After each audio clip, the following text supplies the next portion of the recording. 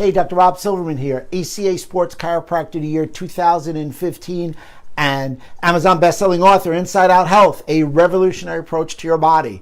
Today we're going to talk about some of the hottest things in functional medicine. We're going to talk about intermittent fasting or time-restricted feeding. We talk about the ketogenic diet, and we're also going to talk about the Mediterranean diet. Which one works best for you? Because functional medicine is all about the individualization and the power of one.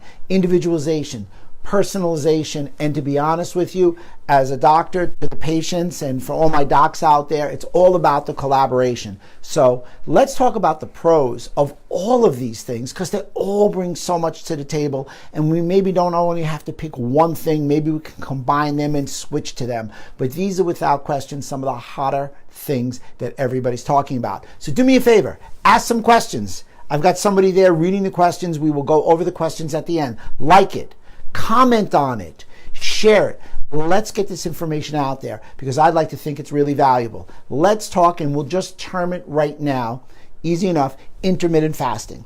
Intermittent fasting, let me explain to you what the concept is. It means to fast and eat during a duration of time. So for instance, when you hear the term intermittent fasting or time restrictive eating, they are actually different. Intermittent fasting, let's take the basic one, the one that I like to start with first for most of my patients, which is easiest to implement, is 12 and 12. The first number means the amount of hours that you are fasting, 12. The second number is the amount of hours that you are eating, 12. So let's think about a normal person who gets 7 to 8 hours sleep. Say they get up at 6 a.m. My suggestion between 6 and 7 is not to eat that 1 hour. Have some black coffee. Have some coffee with some specific things. No calories. Start eating at 7 o'clock. And then if you go to bed at 10 or 11 o'clock, let's say 11 to 6 you sleep, stop all your food consumption by 8 o'clock in the evening, leaving you 3 hours of fast before you sleep, 3 or 4 hours. What that enables you to do what? That enables you to do a 12 and 12. 16 and 8 and 14 and 10 is a little harder. 16 and 8 kind of works with the concept more for neurodegenerative disease and works with your circadian heart rhythms. For this, let's call it intermittent fasting. With that being said, let's go through some of the positives for intermittent fasting. Number one, of the 5 major religions in the world, all have some form of fasting. We have no literature to show that anybody's had anything truly deleterious occur to them if they were in a pseudo or a healthy state. Number one, it actually helped decrease insulin levels.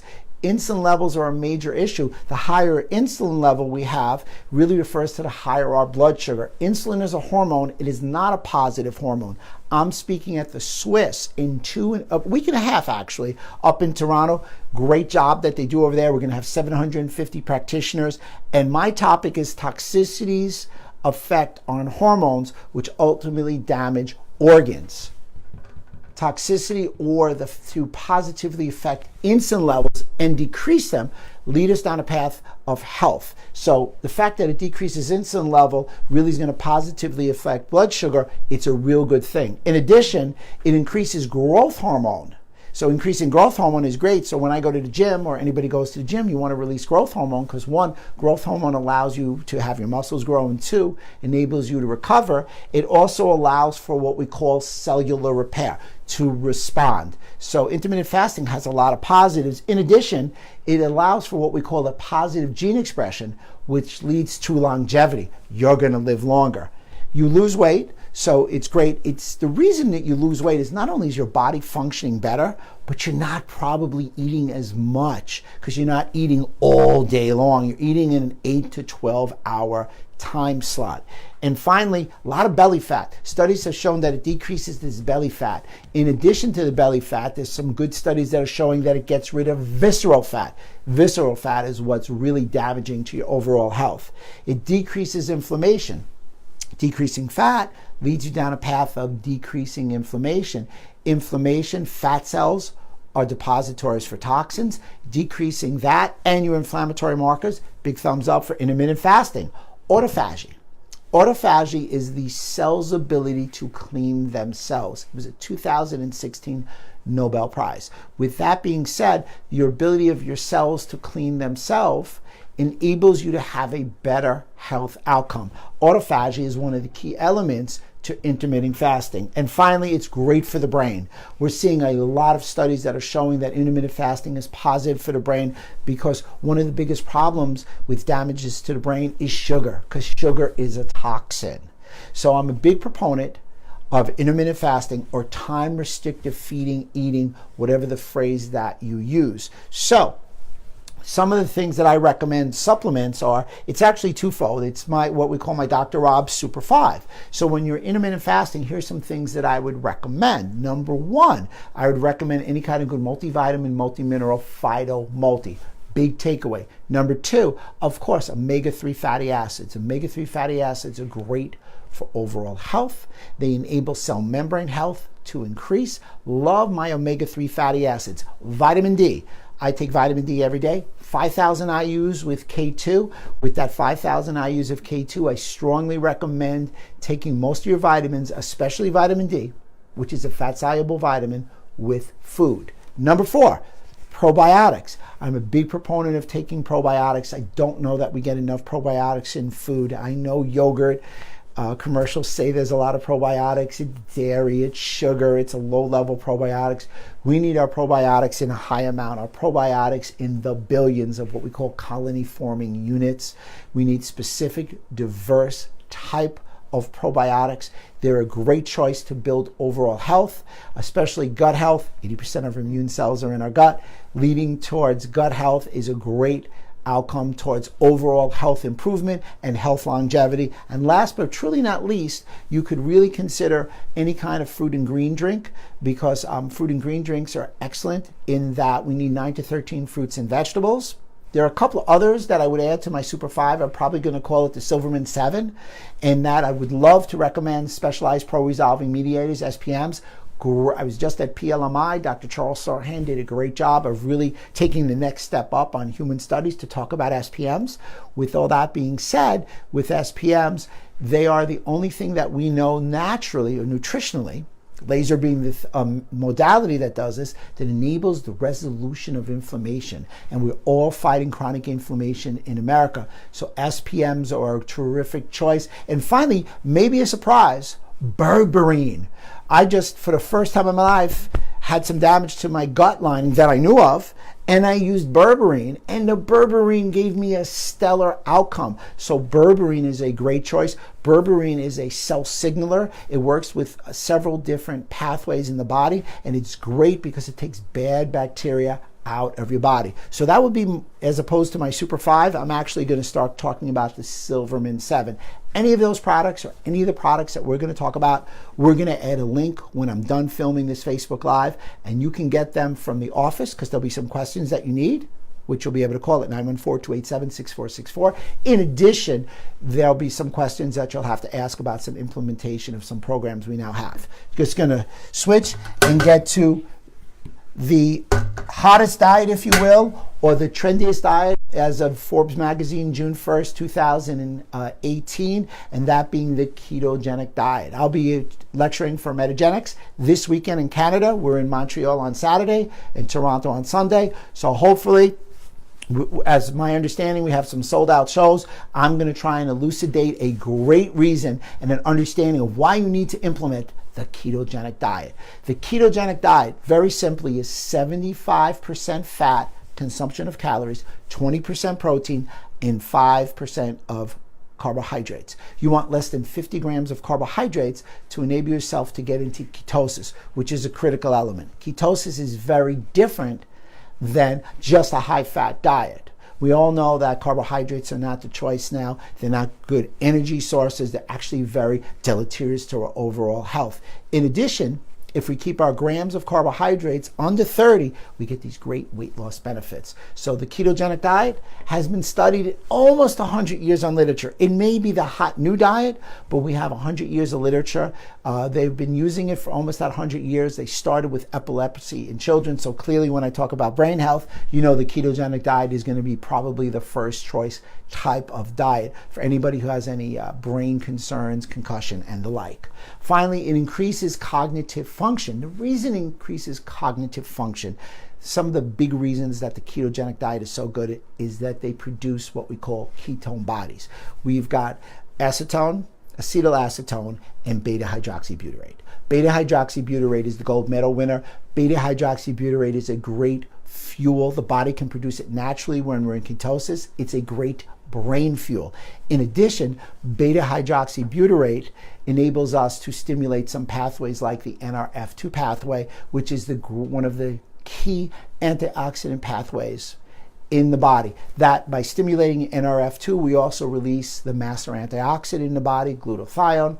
All this leads to tremendous outcomes for brain health and cognitive function. In addition, there was a new study that just came out a couple of days ago. In that study, they found that if you got someone in a ketosis, in a ketogenic diet, they stopped cognitive decline. And that study just came out, and that was in mice. In addition, those ketone bodies, though beta-hydroxybutyrate, we talked a little bit about it.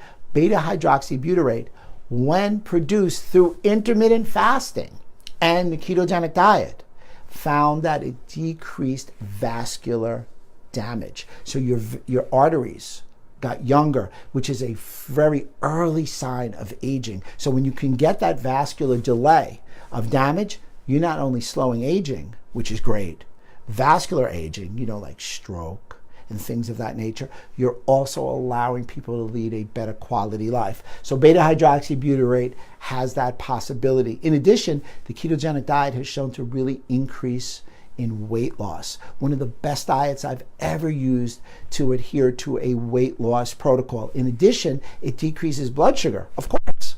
Blood sugar and insulin, you're not eating any carbohydrates, hence the evil macronutrient, man-made carbohydrates. Brain health, Alzheimer's. If you refer to Dr. Dale Bretson, who's probably the forerunner in Alzheimer's, his protocol really is a ketogenic, low carbohydrate diet. Everybody knows my jam, as they like to say, is the gut to brain axis and concussion. The moment that somebody has a concussion, I try and get ketone bodies in there. We don't want any carbohydrates. Carbohydrates really do not work well. They're not an efficient source of energy for the brain, but fat is, because your brain is made up of 60 to 70% fat. Some of the real great health benefits are, as I said earlier, anti-aging, weight loss. Really great for anybody that has blood sugar dysregulation like diabetes, and sports performance. So many more athletes are switching. We're seeing that people in the Tour de France, marathon runners, ultra marathon runners, long distance cyclists, all are going to the ketogenic diet. It makes a lot of sense. Here's why. Number one, you can only store up to about 2,000 calories in carbohydrates, which is not going to be enough for any true endurance type event. However, if you store some fat, or you use the fat that's stored for your energy burning, you have between 40,000 and 150,000 calories stored. So you have a plethora of energy to burn as long as you are burning fat. The way that you burn fat is you decrease the carbohydrates and switch your central nervous system to a fat burning process, and they call that keto adaptation. So you need to be keto adapted.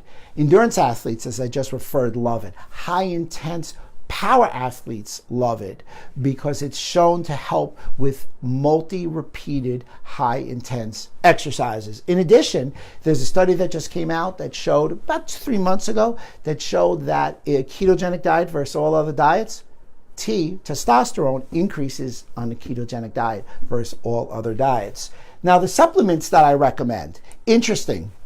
Number one are our electrolytes. Here's why. When you first start the ketogenic diet, as I've said several times, you decrease your amount of carbohydrates that you eat, and you have to have your central nervous system go to fat. What happens is, for every gram of carbs that you decrease, you're losing 3 grams of water. A lot of people on a ketogenic diet in the first few days refer to this feeling like a swoosh, or your water comes out. So when your water comes out, it's flushing all your electrolytes.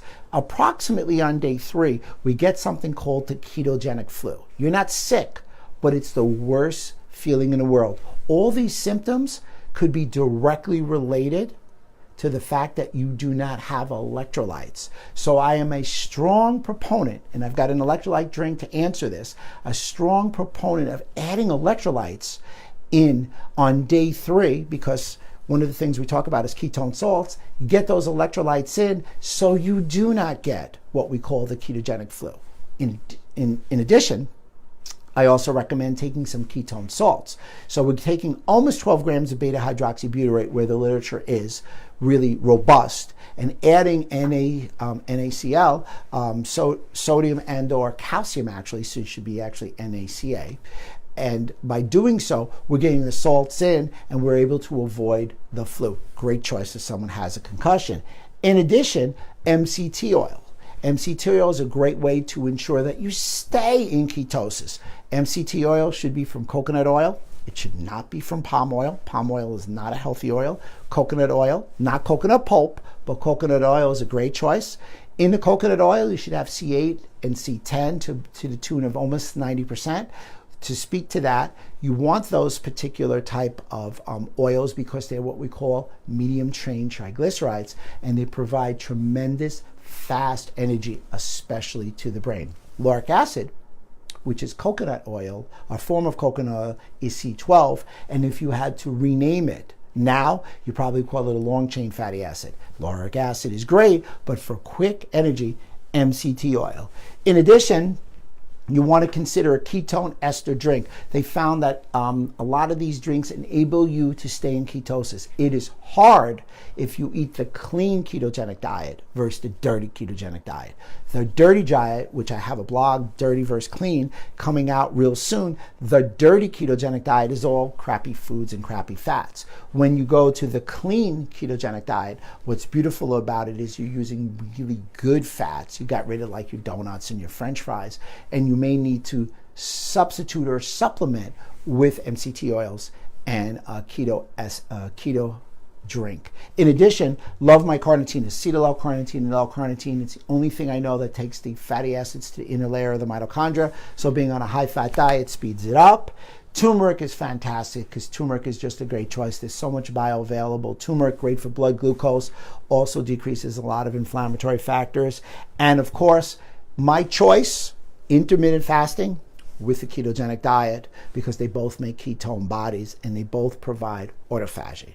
Last but not least, maybe the most researched diet out there is, without question, the Mediterranean diet. The Mediterranean diet has the most research. It's shown to be great, and every patient that walks in here, I evaluate if the Mediterranean diet is a choice for them. It's 40, 30, 30. It's very different than the ketogenic diet in that it's 40% carbs, 30% fat, and 30% protein. So it's, if you went to Greece, you'd be eating the Mediterranean diet. A lot of nuts, good nuts, a lot of olive oil, a lot of plant-based proteins. It's more of a whole food variety type diet. There was an article that just came out that the Mediterranean diet has a positive outcome on Alzheimer's disease. It improves blood sugar. It also is great for weight loss, outstanding for brain health, and it's what I like to call as natural foods based. So I think the Mediterranean diet is there. A lot of literature on type 2 diabetes and blood sugar. We all need to consider it. A lot of times people come in and I start them on a ketogenic diet with intermittent fasting and then switch them after about 3 months to intermittent fasting with the Mediterranean diet for what I'd like to consider perpetuity. The supplements that work really well, again, are my Super 5 or my Silverman 7. Do you have any questions other than the ones that they sent in before?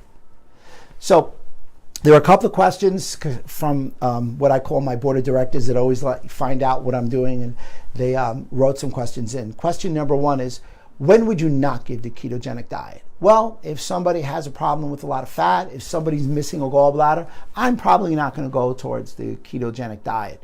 Other issues, when would you not do the Mediterranean diet? Right now, I haven't found anybody that can't take the Mediterranean diet. Some of the other questions that were asked, what about the paleo diet? Well, I was never a big proponent of the paleo. It's fine if that's what you want to do. It's basically vegetables and protein. So it's not the ketogenic diet. It's not bad, but a lot of animal fats. It's a lot of animal fats, and the literature is really not as it's just not as evaluated as much as some of the other diets. So even though the paleo is very popular, it's not a bad diet. For me, it doesn't rate very, very high.